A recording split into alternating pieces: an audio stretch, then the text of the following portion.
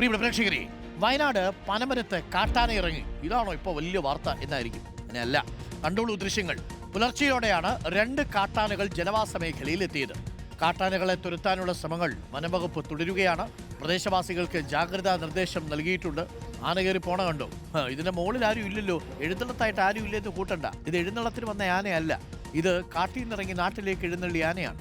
ദീപക് മോഹനുണ്ട് കൂടുതൽ വിവരങ്ങളുമായി. ദീപമോഹൻ, നാട്ടുകാരെ അല്പം തന്നെ വിറപ്പിച്ചിട്ട് തോന്നുന്നു.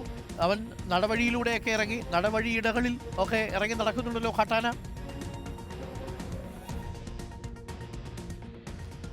അരുൺകുമാർ, വയനാട് പനമരത്തിനെ സംബന്ധിച്ചിടത്തോളം കാട്ടാന ഇപ്പോൾ 2-3 വർഷങ്ങളായി ഈ മേഖലയിലൊക്കെ ഉണ്ട്. ഈ ജനവാസ മേഖല, അതായത് പുഞ്ചവയൽ, മേച്ചേരി, എരനല്ലൂർ മേഖലകളിലാണ് ഇന്ന് പുലർച്ചയോടുകൂടി കാട്ടാന എത്തിയത്.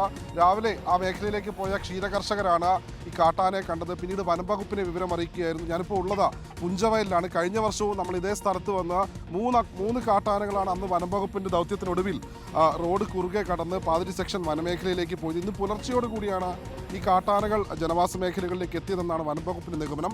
നിലവിൽ ഈ പുഞ്ചവയലിന് എതിർഭാഗത്തുള്ള താഴെ നെല്ലിമ്പത്തിന് സമീപത്തുള്ള സ്വകാര്യ വ്യക്തിയുടെ കൃഷിയിടത്തിലാണ് കാട്ടാന കൂട്ടം ഇപ്പോൾ തമ്പടിച്ചിരിക്കുന്നത്. 2 കാട്ടാനകളാണുള്ളത്.